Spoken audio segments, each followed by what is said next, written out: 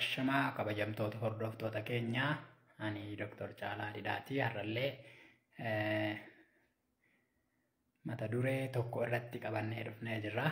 Mata dureen kunillee qaama saala dhiiratiin dhangala'aa garagaraa yeroo garagaraatti ba'u kan jedhu rakkoo kana maaltu fida kan jedhuu fi akkasumas immoo furmaanni isaa maali kan jedhu irratti mari'annaa hanga xumura qophii keenyaatti wajjin taasisaniin jedha. Dhangala'aan garagaraa bifa garagaraa qabu yeroo garagaraatti qaama saala dhiiraa keessaa ba'uu danda'a. Dhangala'aan kunis kan fayyaa hin qabnee fi kan fayyaa qabu jennee qoqqooduu dandeenya. Kan fayyaa qabu yeroo baay'ee yeroo qunnamtii saalaa ispermii haala garagaraatiin mi'oon kan dhangala'udha.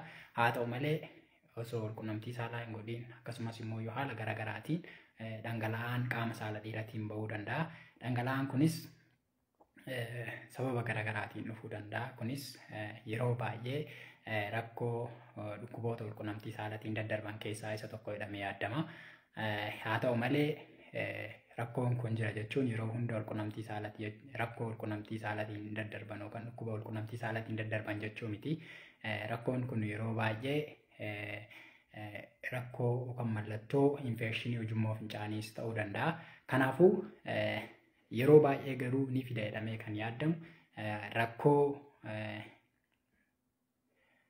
rakkoo infekshinii ujummoo fincaanii odoo hin ta'in rakkoo dhukkuboota qunnamtii saalaatiin daddarbanidha jedhamee yaadama. Kunillee infekshinii yureetiraa yookaan yureetiraayitis qulqulfannaa yureetiraa ujummoo fincaanii gara qaama saalaa keessatti argamu caafiinsaa yookaan keessoonsaa gaafa qulqulle yookaan gaafa dallan rakkoo uumamuudha jechuudha. Kunillee yureetiraayitis jedhama yeroo baay'ee. Rakkoon kunis rakkoon yureetiraayitis jedhamu kun yookaan qulqulfannaan ujummoo fincaanii qaama saalaa keessatti argamu kun gaafa qulqulle yookaan gaafa dallanu rakkoo uumamuudha. Rakkoo kanaafis ni fida jedhamee kan beekamu yeroo baay'ee sadarkaa jalqabaa kan qabatu rakkoo dhukkuboota qunnamtii saalaatiin daddarbanidha. Haa ta'u malee infekshinii ujummoo fincaanillee rakkoo kana fiduu danda'a jechuudha. Egaa gara jennee wanta kana maaltu fida yookaan immoo rakkoo qaama saalaa dhiiratiin dhangala'aan garagaraa ba'uu kana maaltu fida gaafii jedhuu fi yeroo baay'ee rakkoon kun baakteeriyaa tokkoon ta'uu danda'a akkasumas immoo baakteeriyaa baay'eedhaan dhufuu danda'a yookaan singilool poolii maayikiroobiyaal ta'uu danda'a. Kanaafuu haa ta'u malee lamaan yeroo baay'ee dhukkuba kana fiduudhaan sadarkaa jalqabaa kan qabatan baakteeriyaa lama ni jiru. Isaanillee nizeeriyaa gonooriyaa fi kilamiidiyaa tirookomaatis jedhamu biyya keenyatti. Isaanillee nizeeriyaa gonooriyaan kun yeroo baay'ee parsantaa 81 qabata. Kilamiidiyaa tirookomaatis kan jedhu kun immoo dhibbantaa 36 qabxii 8 qabata jechuudha. Haa ta'u malee rakkoo kun baakteeriyaa kanneen lamaaniin alatti illee kanneen akka maayikoobakteeriyam, jenitaaliyam, tirookomoonaas, vaajinaalis akkasumas yuuriyaa pilaasmaa yuuriyaalaatikam kan jedhamuunis dhufuu danda'a. Garuu jalqaba irratti yeroo baay'ee dhukkuba kana fiduudhaan kan beekaman baakteeriyaa nizeeriyaa gonooriyaa fi kilamiidiyaa tirookomaatis kan jedhamanidha jechuudha. Sadarkaa jalqabaa kan qabatanii. Kanaafuu yeroo baay'ee baakteeriyaan dhukkuba kana fiduudhaan beekaman baay'ee ta'uu danda'a waan ta'eef yeroo baay'ee yaalli dhukkuba kanaa akka waliigalaatti baakteeriyaa kanneentu fida jedhamee isaan ilaalcha keessa galfamuudha jechuudha kan yaalli godhamu jechuudha. Kanaafuu yeroo baay'ee yaalli isaa akkamitti ilaalama akka sindiramiitti kan yaalamu jechuudha. Kunillee yureetiraal discharge syndrome jedhameeti kan yaalamu jechuudha. Kanaafuu haala kanaan yaalli isaallee kan godhamu jechuudha. Itti aansuudhaan mallattooleen dhukkuba kanaa maal agarsiisuu danda'a gaafa ujummoon fincaanii qaama saalaa keessatti argamu yureetiraa jedhamu gaafa dallanoo kan gaafa qulqulfatu mallattoolee akkamii agarsiisuu danda'a kan jedhuu fi tokkoffaa irratti gaafa fincaan nama gubuu fincaan nama gubuun jira, fincaan nama mudduun jira, akkasumas dafee nama fincoofsisuun jira, qaama saalaa keessa nama hoosisuu. Wantoonni akkasii kun mallattoo dhangala'aa kanaan dabalatatti wantoota jiranidha jechuudha. Kanaafuu dhangala'aan dhangala'u kunillee hammisaa fi akkasumas maalummaan maal akka fakkaatu wanta dhukkuba san fide irratti hundaa'a jechuudha. Yeroo baay'ee akkuma isiniin jedhe baakteeriyaa garagaraatitu rakkoo kana fide isiniin jedheera. Halluunsaa adiidha moo magariisa moo yeroo tokko tokko malaa kan fakkaatudha moo ispermii kan fakkaatudha moo maal fakkaata kan jedhu wanta dhukkuba san fide irratti hundaa'a jechuudha yeroo baay'ee yookaan wanta kulkulfannaa keessoo ujummoo fincaanii ureetiraa kana fide irratti hundaa'ee garaagarummaa qabaachuu danda'a jechuudha. Kunis akkuma isiniin jedhe kan bishaan fakkaatu ta'uu danda'a dhangala'aan kuni akkasumas adii ta'uu danda'a akkasumas boora ta'ee kan gara magariisatti makatu ta'uu danda'a furrii fakkaachuu danda'a ispermii fakkaachuu danda'a dabalataanis halluu bifa aybii yookaan baaduu fakkaachuu danda'a jechuudha. Kanaafuu kunniin hunduuyyuu maaltu dhukkuba san fide baakteeriyaa gosa kamtu fide kan jedhu irratti hundaa'ee akkasii jechuudha. Inni biraa yeroo baay'ee baakteeriyaan gosa dhukkuba kana fiduudhaan beekamu Neisseria gonorrheaadhaan kan dhufu yoo ta'e kan yeroo dafee namaan kenninee fi akkasumas hammi dhangala'aasaa kan malaa fakkaatu baay'ee kan ta'edha. Akkasumas immoo kan kilaamiidiyaa tirookomaatisiin dhufu immoo kan yeroo namaa kennu akkasumas bifti dhangala'aa dhangala'u yeroo baay'ee bifa furrii kan fakkaatudha jechuudha yeroo baay'ee. Rakkoon kun yeroo baay'ee dafee yaalamu taanaan rakkoo xaxaalee baay'ee namarraan geessisuu danda'a. Kunis ujummoon fincaanii kun akka dhiphatu gochuu danda'a. Dhiphachuun kun immoo fincaan irratti baay'ee kan nama rakkisu ta'uu danda'a. Dabalataanis dhala dhabuudhaafis nama saaxiluu danda'a. Even hanga qaama keessa faffaca'ee baakteeriyaan dhukkuba kana fide rakkoo hamaadhaan geessisuutti illee ga'uu danda'a jechuudha. Kanaafiyyuu rakkoo kana dafanii yaalamuun baay'ee barbaachisaadhaan sinin jedhe. Rakkoo kana yeroo baay'ee ogeessi fayyaa qorannoon baay'ee barbaachisuu dhiisuu danda'a. Akkasumatti ilaalee gaafii garaagaraa gaafatee gaafii gaafatuun dabalata fakkeenyaaf gaafii akka walqunnamtii saalaa daangaa hin qabne yookaan of eeggannoo hin qabne yoo kan raawwatamee jira ta'e dabalataanis isa qofa odoo hin ta'in namni biraatis haati manaa yookaan immoo namni inni walqunnamtii saalaa wajjin godhe illee walqunnamtii saalaa nama baay'ee waliin yookaan immoo kan of eeggannoo hin qabne raawwattee jirtu yoo ta'e inni illee alkallattiidhaan akka waan walqunnamtii saalaa yookaan walitti dhufeenya of eeggannoo hin qabne akka raawwatetti waan lakkaawwamuuf gaafa kanas rakkoo kanaaf saaxilamuu danda'a. Kanaafuu gaafileen kunniin gaafatamuun baay'ee barbaachisaadha.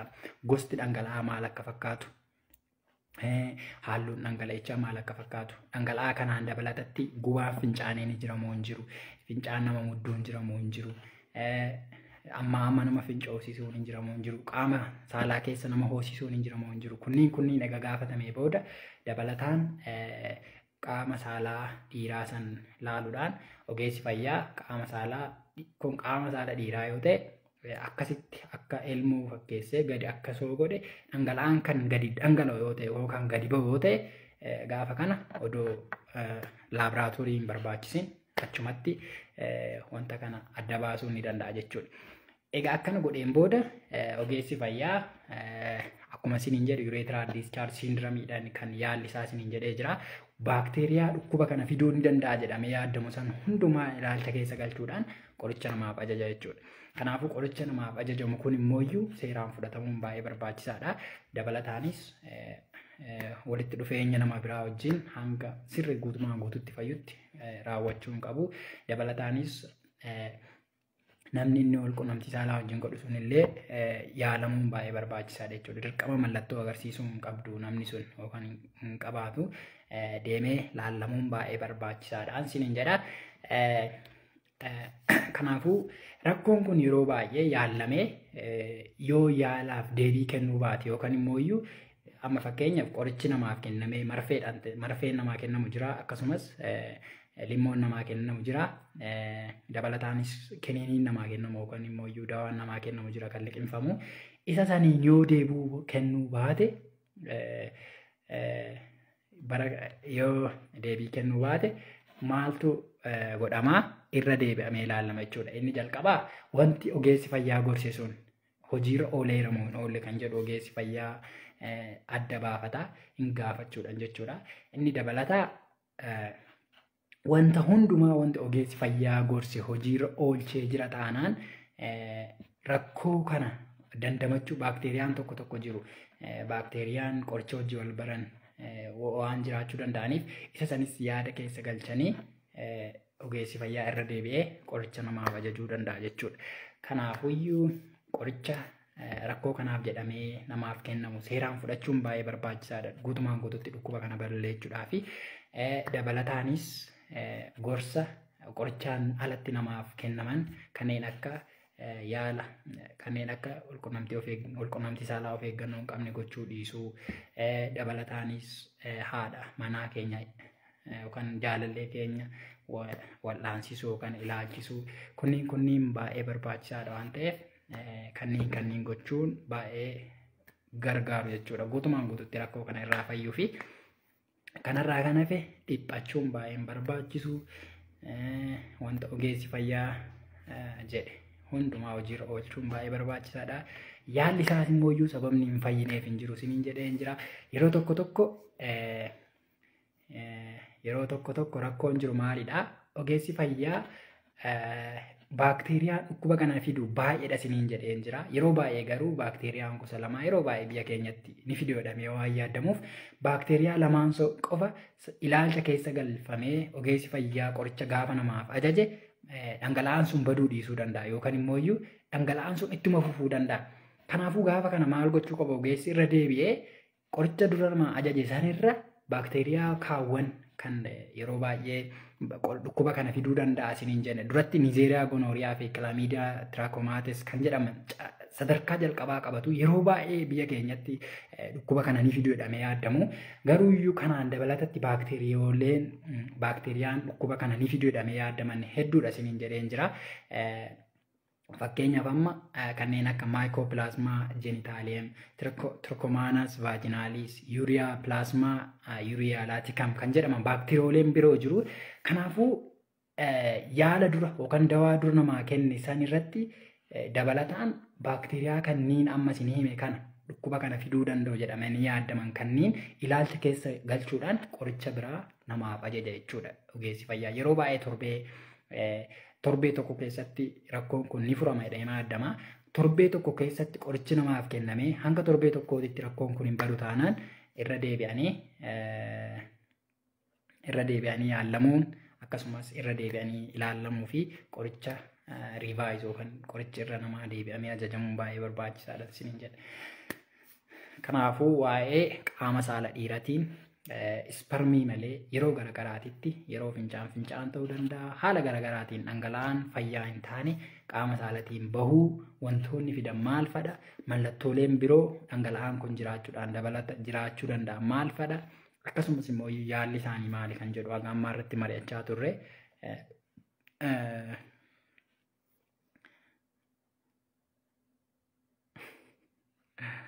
Kanaafuu haga tokko waa'ee urethral discharge syndrome yookaan immoo rakkoo qaama saala dhiiratiin yeroo baay'ee qaama saala dhiiratiin dhangala'aan ispermii fakkaatu akkasumaan dhangala'uu akkamitti yaalamuu danda'ama kan jedhuuf haga tokko na hubattanii jettu abdii qaba. Kanaafuu rakkoon kun namoota baay'ee rakkisaa. Akkasumas immoo yeroo tokko haala hin taaneenis yeroo itti yaalamanii xaxaa hin taanerra yeroo gaanis ni mul'ata. Kanaafuu yaalli isaa yeroo hundumaa wanti yaadamuu qabu qoricha takka yookaan immoo qoricha lama qofaan yaalamuu dhiisuu danda'a. Kanaafuu of eeggannoo gochuun baay'ee barbaachisaadha jechuudha. Akkasumas dhiirri baay'een kan ittiin rakkatudha rakkoo kana. Dhiira baay'een yeroo tokko dhiirri maal jedhaa? Ani qaama saalaa osoo qunnamtii saalaa hin godhin dhangalaasuun yookaan ispermiin bahuu hin danda'a gaafii jedhuun gaafatu. Gaafii kanaaf deebii argattanii jettee yaada. Maaliif qaama saalaa odoo hin tuttuqin yookaan osoo masturbeeshinii yookaan ofiin osoo hin gammachiisin hirriiba keessa dhangala'uu baate dabalataanis gaafa walqunnamtii saalaa hin goone ala dhangala'aan biraa kamuyyuu yeroo baay'ee dhangala'aa fayyaa hin qabnedha jechuudha. Kanaafuu isa kanaaf immoo yaalli isaa haala amma isiniin jedhe kanaani dhiphachuun hin barbaachisu isiniin jedha. konfiiza hin taane dheen yaada. Konfiizoo taatan gaafii gaafachuu dandeessu waa'ee kanarratti.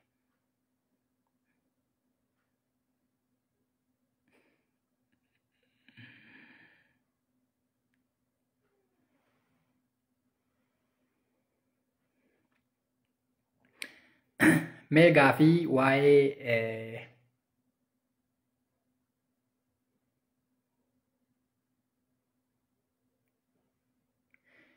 gaafii waa'ee qaama saala dhiiratiin dhangala'aan bahuu irratti gaafii yoo qabaattan gaafadhaatii deebisinii deebisee nan xumura.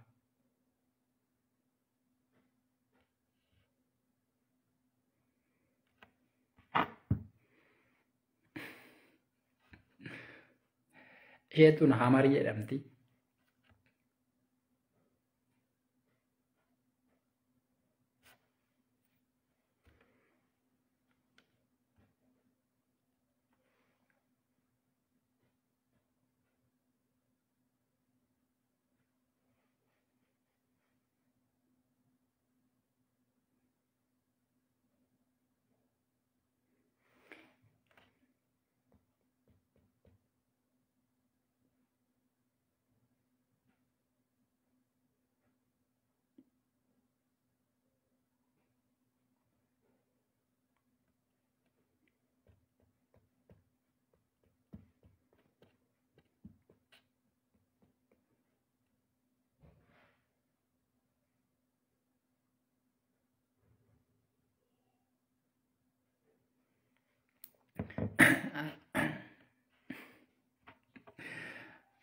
Kuni madooshaa osoo hin taane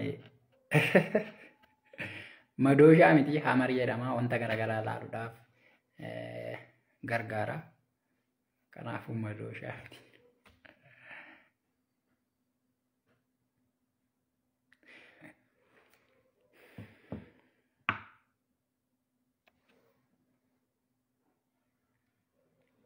Oke, Fiqaaduu kennuu kan jedhu dhangala'aa akkamiidha? Dhangala'aa akkamii gaafii jedhuu fi dhangala'aan gosa garaagaraa ta'uu danda'a. Dhangala'aa halluun isaa adii ta'e ta'uu danda'a. Kan aybii fakkaatu, kan baaduu fakkaatu ta'uu danda'a. Kan bishaan fakkaatu ta'uu danda'a. Kan halluun isaa magariisa ta'e ta'uu danda'a. Kan halluun isaa boora ta'e ta'uu danda'a. Halluun isaa kan malaa fakkaatu ta'uu danda'a.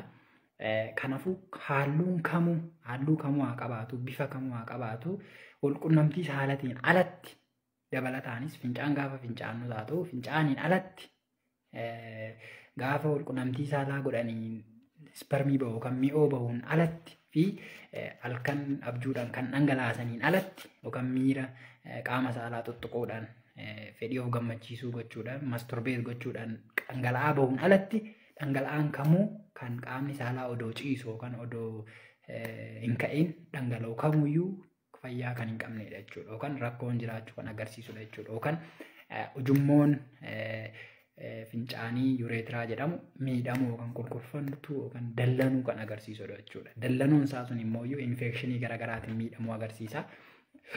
Kanaafuu isa jechuudha dhangala'aan amma isiniin jedhu. Dhangala'aa san maaltu fide kan jedhu immoo yeroo baay'ee adda baasuun waan rakkisuuf qorichoonni gaafa ajajaman dhangala'aa san fiduu danda'a. Baakteeriyaan fiduu danda'a jedhamu hin jiru waan ta'eef isaan hunda ilaalcha keessa galchuudhaan qorichi namaaf ajajama jechuudha. Kanaaf syndromic approach jedhama yaalli akkasii syndromic approach ta'a jechuudha. Kanaaf urethral discharge syndrome jechuudha.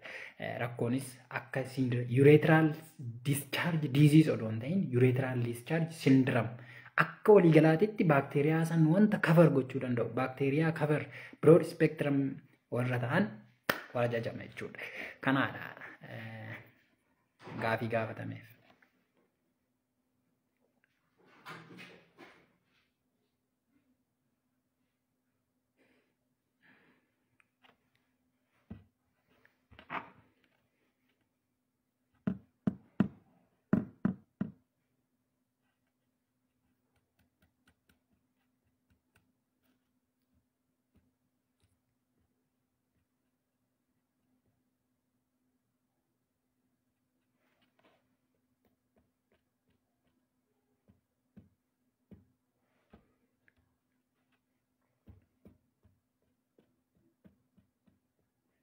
naasii ho'aa san ciisee dhangalaasaa jedha. Eeyyen osoo hin ka'iin dhangala'aan dhangala'u kamuyyuu yookaan immoo osoo hin ka'iin qaamni saalaa osoo hin ka'iin odoo hin dhaabbatiin dhangala'aan gaafa dhangala'e abnormaal yookaan fayyaa dhabeessa ta'uu danda'a jechuudha.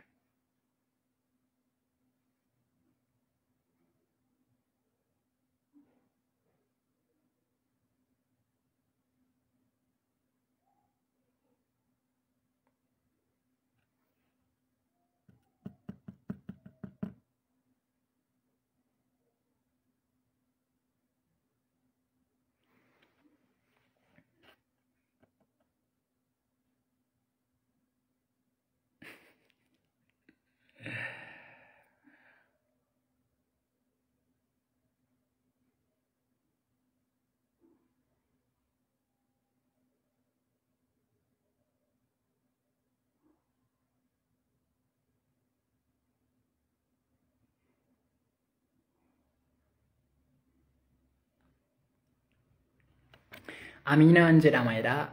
Abbaa manaa irraa gara haadha manaa isaatti ni darbaa dhibeen kun jedha. Eeyyen dhibeen kun akkuma isiniin jedhe baakteeriyaadhaan dhufa. Inni lammaffaan immoo dhukkuboota walqunnamtii saalaatiin daddarban keessaa isa tokkodha isiniin jedheera. Sexually transmitted infection yookaan disease keessaa isa tokkodha jechuudha.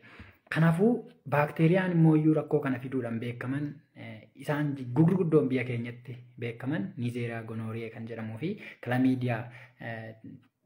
Chlamydia trachomatis kan jedhamanidha.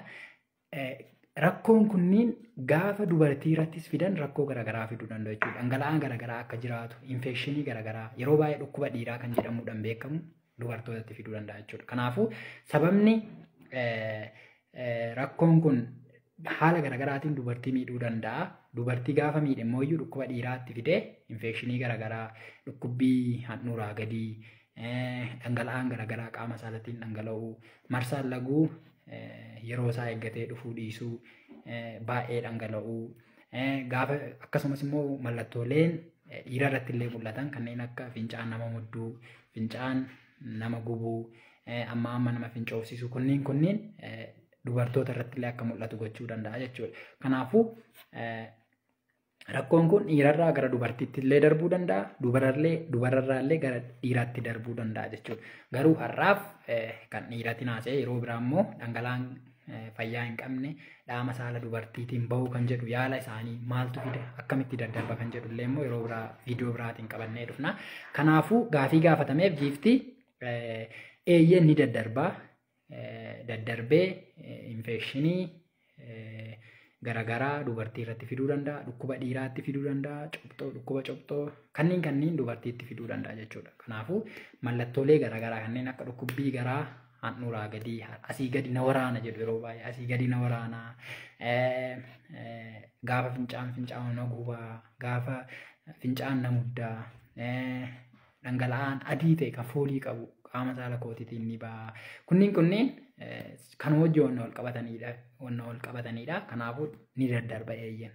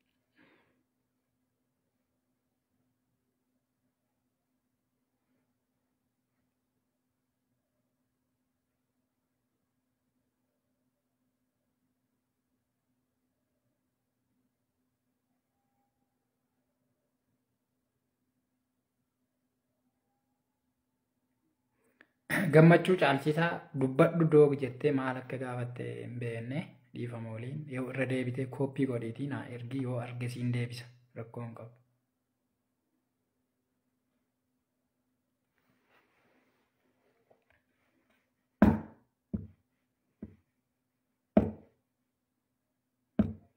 Maal jette gammachuu dhiifama waliin hin argine naaf deebisi kaayattee hin argine maal akka jette.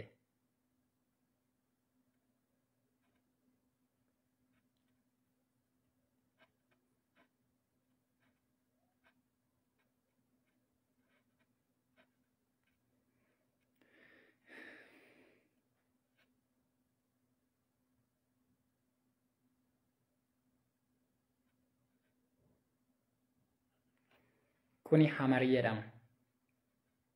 Madoosha.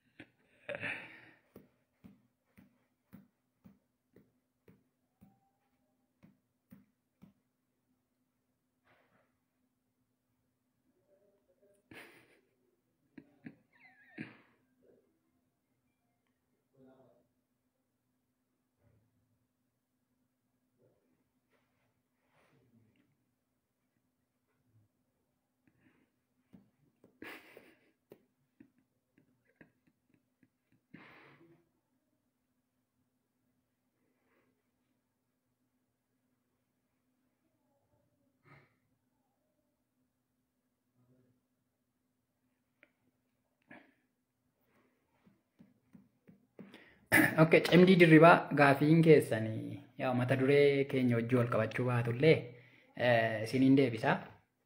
Namni cidhaanii tokkoon uumamaan jiru dhaluu jira.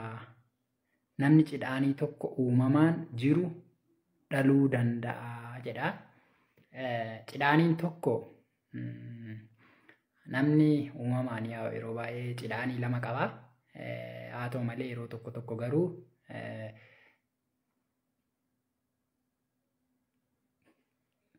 haa ta'u malee yeroo tokko tokko sababa garaagaraatiin cidhaaniin tokko qofti jiraachuu dandeessi. Keessattuu daa'imman dhalatanii gaafa dhalatan cidhaaniin dhiiraa gaafa uumamtu garaa keessatti uumamti. Garuu akkuma dhalataniin yookaan immoo iyyuu dhalachuudhaaf gara dhumaarra gaafa gaan gara torbee dhumaarratirra yookaan ji'a dhumaatirra cidhaaniin garaa keessatti uumamte gadi buutee gara qanqalloo yookaan baattuu cidhaanii deemte jechuudha. Haa ta'u malee yeroo tokko tokko cidhaaniin garaa keessatti uumamte kun odoo cidhaanii baattuu gadi hin gahin yookaan baattuu cidhaanii bira hin gahin yeroo tokko tokko garaadhuma keessatti hafuu dandeessi. Kunis yeroo baay'ee yaala baqaqsanii yaalutiin yeroo itti gaggeeffamu jira. Haa ta'u malee cidhaaniin gaafa dhalattu daa'imni gaafa dhalattu cidhaanii kana laalanii cidhaanii takka qofa wajjin gaafa dhalate daa'imni sun yeroon booda turtii yerootiin booda cidhaaniin kun dhalataniillee hanga ji'a ja'a akkas gadi bu'uu dandeessi. Haa ta'u malee hanga ji'a ja'aatitti hanga naannoo saniititti gadi buutee baattuu cidhaanii keessa hin seentu taanaan yaalli barbaachisuu danda'a jechuudha. Yaalli baqaqsanii yaaluu jechuudha. Kanaafuu hanga rakkoon kun hin jirretti hanga ji'a ja'aatti baay'ee dhiphachuun hin barbaachisu. Haa ta'u malee sababa garaagaraatiin immoo iyyuu namni cidhaanii tokko qofa qabaachuu danda'a. Namni cidhaanii tokko qofa gaafa qabaate inni guddaan kan barbaachisu cidhaaniin jirtu sun fayyaa ta'uudha jechuudha. Gaafa cidhaaniin jirtu sun illee takkittiin sun fayyaa qabdi ta'e cidhaanii san seeraan kunuunfachuu fi wanta rakkoo cidhaanii sanirraa wantoota cidhaanii keenyarraa rakkoo geessisuu danda'u kan miidhaa geessisuu danda'an irraa of eeguun baay'ee barbaachisaadha. Fakkeenyaaf ho'a naannoo cidhaanii hir'isuun baay'ee barbaachisaadha. Wanta kamuyyuu wanta naannoo cidhaanii ho'a dabaluu danda'an hir'isuun baay'ee barbaachisaadha. Wanta nama hin qabne fakkeenyaaf kofoos haa ta'u paantii garaagaraa kan nama hin qabne fayyadamuu yookaan kaawwachuu miidhaan garaagaraa rukuttaadhaanis haala garaagaraatiin akka irra hin geenye gochuu fi kana fakkaatan ni gargaaru jechuudha. Cidhaaniin gaafa gadi bu'uu diddeetoo garaacha marimaan keessatti garaa keessatti gaafa hafte cidhaanii sun gaafa gadi yaala baaqsanii yaalutiin gadi buusuu baatan yeroo tokko rakkoo garaagaraa fiduu rakkoo garaagaraatiif nama saaxiluu dandeessi. Fakkeenyaaf kaansarii garaagaraatiif nama saaxiluu dandeessi. Darbees immoo iyyuu dhala dhabuus yeroon itti geessistu jiraachuu danda'a jechuudha. Hunda caalaa garuu hanga ji'a ja'aatitti homaa dhiphachuun hin barbaachisu. Hanga ji'a ja'aatitti gadi buutee cidhaanii lachuun jirtu taanaan daa'imman takka yookaan daa'ima takka keessa cidhaanii san laalchisanii ogeessa fayyaa laalchisuun baay'ee barbaachisaadha. Inni biraa namni tokko guddaas ta'ee cidhaanii tokko qofa yoo qabaate inni guddaan wantoota dhala dhabuudhaaf nama saaxilan keessaa tokko dhiphachuudha. Cidhaanii tokko qofan qabaanii dhalchuu hin danda'u jedhanii dhiphachuun wantoota dabalataan cidhaanuma takkittii qabdu sanuyyuu kunuunsuu diduu yookaan immoo wantoota rakkoo irraan geessisan dhala dhabuu geessisan keessaa tokkodha waan ta'eef kanaafuu dhiphachuun hin barbaachisu. Sanirraa kan hafe homaa wanti nama yaaddessu hin jiruun siniin jedha. Kanaafuyyuu dhalchuun hin danda'ama.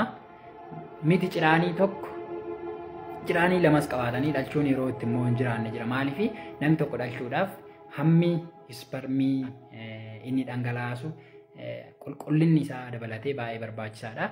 Kanaafuu hammi inni ispermii dhangalaasu sun qoratamee sperm analysis kan jedhamu jira, semen analysis kan jedhamu jira. Isa san hojjetamee fi hammi spermii semenii san keessa jiru yookaan mi'oo san keessa jiru hamma barbaachisuu gadi yoo ta'e namni sun dhalchuu dhiisuu danda'a jechuudha. Even spermii lamaayyuu qabaate cidhaanii lamaayyuu qabaate kanaafuu kan barbaachisu cidhaanii takkaa fi cidhaanii takkan qabamu laman qaba jedhanii yaaddoo odoo hin taane kan qaban sun fayya qabeessa moo fayya qabeessa miti hammi spermii mi'oo keessa jiru yookaan semenii isaan dhangalaasan keessa jiru hanga barbaachisu namni tokko dhala godhachuudhaaf hamma barbaachisu oli moo gadi kan jedhudha kan murteessu jechuudha. Kanarraa kan hafe dhiphachuun baay'een barbaachisu yoo daa'imummaadhaan ta'e laalchisanii yookaan gadi hin buune ogeessi fayyaa waan yaala godhuuf yaala godhanii akka bootatti deebisu.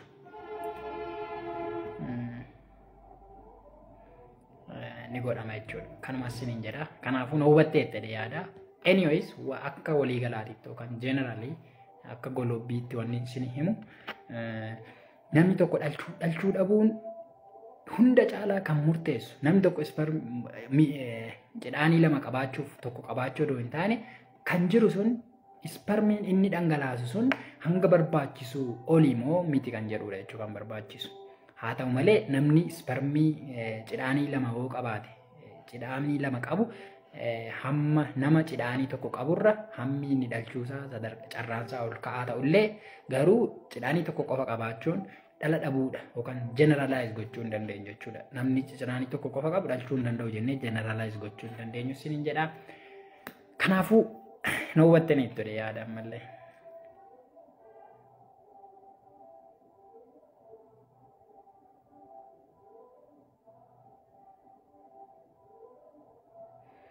Okay, gammachuu caalchisaa kan jedhudha. Hello dog jedha. Yeroo qunnamtii saalaa raawwadhu sanyiin dhiiraa yookaan spermiin kee furdaa baay'inni isaa xiqqootu na keessaa baha. Kuni rakkoo fayyaati moo normaalidha kan jedhu baachuu fi hir'achuu. Gaafii kanaafi amma dubbadheen ture innillee maalidha? Namni tokko dhalchuu fi dhalchuu dhabuusaa kan ittiin madaalamu hammi spermiin dhangalaasu yookaan mi'oo inni dhangalaasu osoo hin taane yookaan immoo furdinnaa fi qal'inna spermiin inni dhangalaasu yookaan mi'oo inni dhangalaasu odoo hin ta'in actually wanti isin himuu barbaadu spermiin ijaan hin mul'atu kan dhangalaasan mi'oodha mi'oo san keessa jira spermiin. Kanaafuu hammi spermii jechuun seelidha. Seelii jechuun immoo wanta yeroo baay'ee ijaan hin mul'annedha. Kanaafuu kan barbaachisu hamma mi'oo nu dhangalaasu yookaan immoo hanga furdinna mi'oo nu dhangalaasu yookaan dhiirri tokko dhangalaasu osoo hin ta'in kan barbaachisu maalidha? Hamma spermii mi'oo dhangala'e san keessa jirudha jechuudha. Kanaafuu namni tokko gaafa mi'oo isaa dhangalaasu mi'oo san qorannoon ni gaggeeffamaa fi semen analysis jedhama. Isa san keessatti gaafa ilaalame namni tokko dhalchuudhaaf isparmiin isaa ml mi'oo yookaan immoo iyyuu semenii ml tokko keessa hangana ta'uu qaba wanti jedhamu cut point ni jira. Kanaafuu isaa ol yoo ta'e dhalchuu danda'a. Isaa gadi yoo ta'e garuu carraan dhalchuu isaa baay'ee gadi aana jedhame haala saniin yaallama jechuudha. Kanaafuu namni tokko mi'oo baay'ee waan dhangalaaseef yookaan immoo iyyuu namni tokko mi'oo baay'ee fakkeenyaaf walqunnamtii saalaa irraa yeroo dheeraa yoo ture namni kun mi'oo baay'ee dhangalaasuu danda'a gaafa walqunnamtii saalaa raawwate jechuudha. Kan yeroo baay'ee immoo irra deddeebi'ee walqunnamtii saalaa godhoo ta'e immoo iyyuu hammi mi'oo yookaan semenii ni dhangalaasu baay'ee xiqqoo ta'uu danda'a. Kanaafuu hamma mi'oo yookaan immoo iyyuu semenii ni dhangalaasu furdinna isaa qal'ina isaa osoo hin ta'in kan murteessu mi'oo san keessa isparmii hammamtu jira kan jedhudha jechuudha kan murteessu. Kanaafuu kanaan murtaa'aa wanti si yaaddessu jiraachuu hin qabu leenca koo. Wanti ati yaaduu qabdu mana yaalaa deemtee semen analysis yookaan qorannoo mi'oo sinii hojjetame adda baasuun ni danda'ama jechuudha. Kanaaf wanni nama dhiphisuu hin qabu. Wanni guddaan semeniin kee furdaa moo qal'aa yookaan immoo baay'eedha moo xiqqoo kan jedhu odoo hin ta'in isparmiin mi'oo san keessa yookaan dhangala'aa san keessa jiru hammami kan jedhudha kan murteessuun siin jedha. Kanaadhaa kanaafuu baay'ee dhiphachuun hin barbaachisuun siin jedha galatoomi leenca.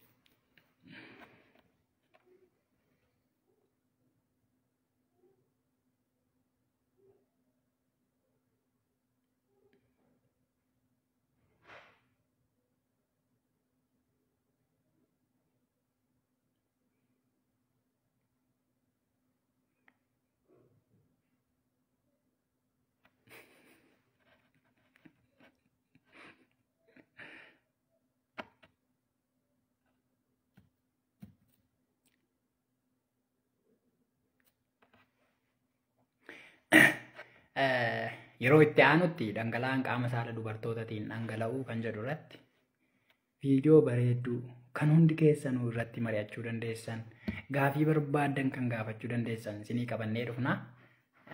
Kanaafuu itti qophaa'aa isinillee gaafii barbaadan gaafachuudhaaf. Kanaafuu dhangala'aan dubartii qaama saalatiin bahu yoom nama yaaddessuu qaba.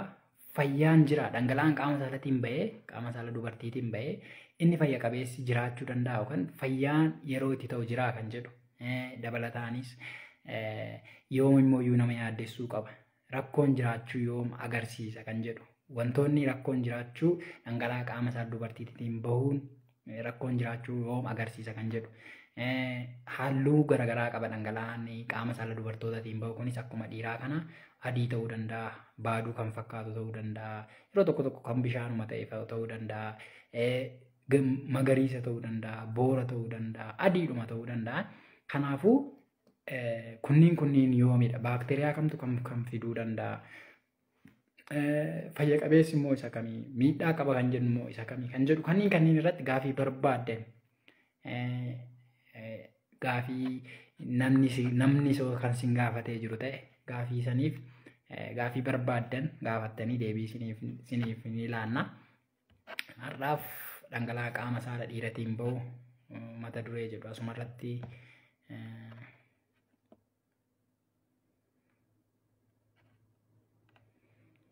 asumarratti raawwanna. Kanaafuu hanga ammaatitti waan wajjiniin turtaniif guddaa galatoomaa.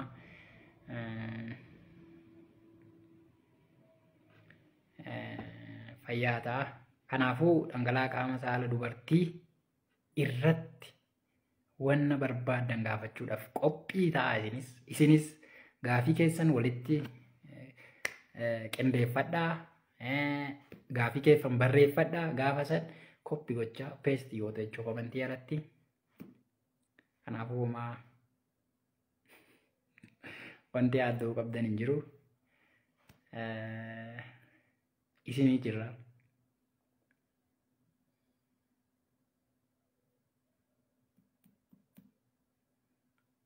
Wanni biraa wanni isinii himuu barbaadu warra dhiiraas haa ta'u dubartoonni qorsi yookaan qorichi dhangala'aa qaama saalaatiin bahu kanaaf kennamu ni jira. Isinii himee hin jira. Kanammoo ogeessa fayyaatu beekaa. Cadhistaniitu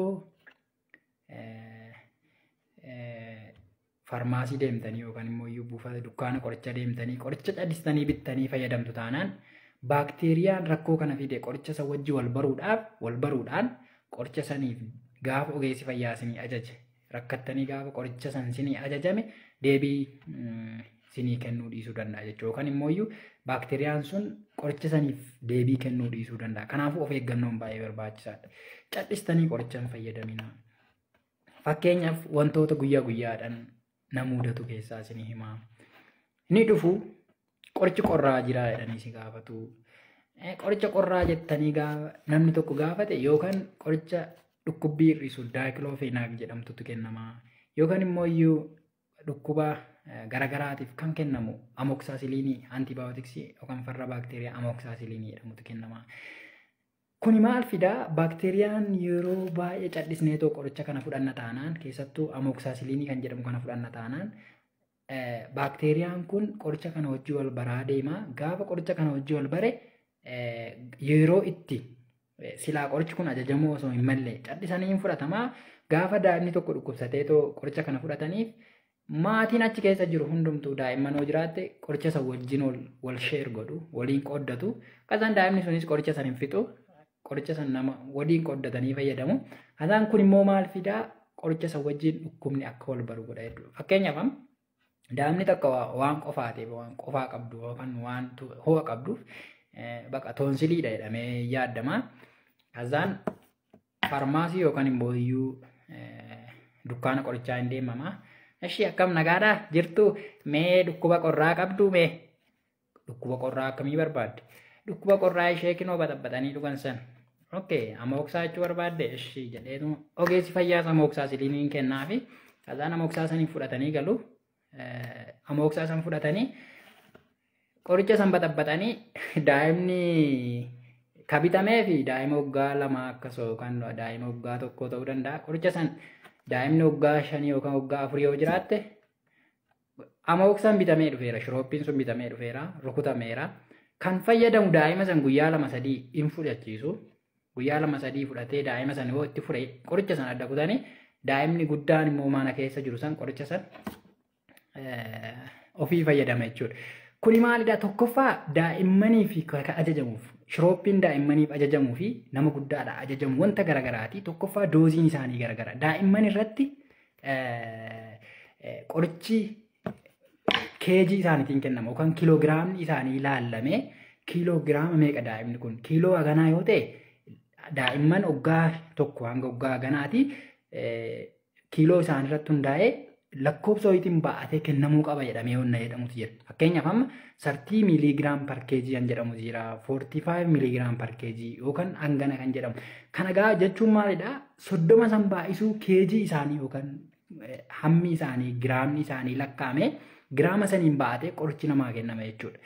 Kasaan giraama san fakkeenyaaf amma daa'imni takka kiiloon ishii 10 yoo ta'e kiiloogiraama 10 yoo taate kan ishiidhaa barbaachisu 30 yoo ta'e 30 miiliigiraam par keejii yoo ta'e 30 baay'isuu 10 godhamee 30 baay'isuu 10 meeqaa 300 miiliigiraamatu kennama jechuudha. 300 miiliigiraamni kun immoo iyyuu amoksaan tokkoon isaa miiliigiraamaan kennama. Tokko amoksaan 125 miiliigiraam par 5 ml kan jedhamu jira. Amoksa 250 miiliigiraam par 5 ml kan jedhamu jira. Kana jechuun maalidhaa? Amoksaa baxabbatamee ml 5 irratti gaafa kenname 5 irratti kennaa gaafa isiniin jedhan 5 keessa miiliigiraama 125tu jira jechuudha. Amoksaa 125 par 5 ml kan jedhu. 250 kan jedhu immoo iyyuu 5 ml keessa 250tu jira jechuudha. Kanaafuu kan daa'ima amma isiniin jedhee sun kiiloo 10 sun 300 isiniin jedheera kan isa barbaachisu kan 250 santu itti siqata jechuudha hanga tokko. Kanaafuu 250 sun 5 ml keessa 250tu jira. Daa'imni sun immoo iyyuu keejiin isaa 10 300 barbaada. 300 kennuudhaaf 5 irratti yoo kenname 250 gahaa miti kunuyyuu. Kanaafuu meeqa irratti kennamuu qaba? 5 irratti odoo hin ta'in 5 fi 7.5 jidduu irratti kennama. Akkanatti kennama malee cadhifamee hin kennamu qoricha jechuudha. Kanaafuu kaalkuleet ta'ee sirriitti herreegni hojjetameeti kan kennamu qorichi gaafa daa'immaniif kennamu.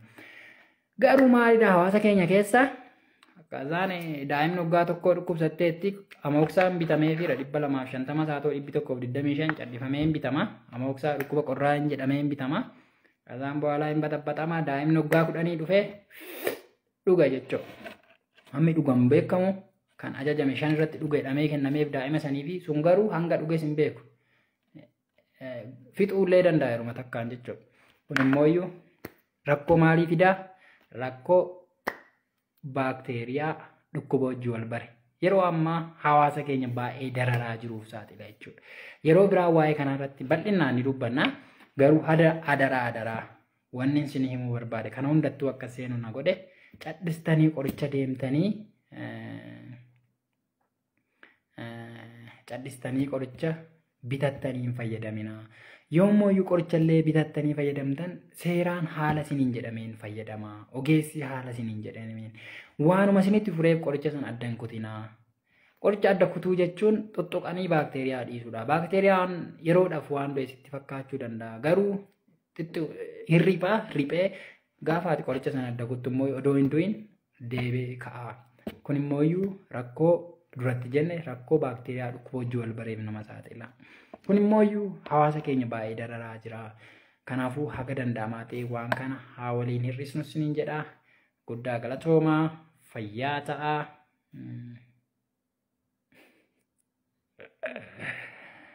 Halkan gaarii isiniif hawwaa.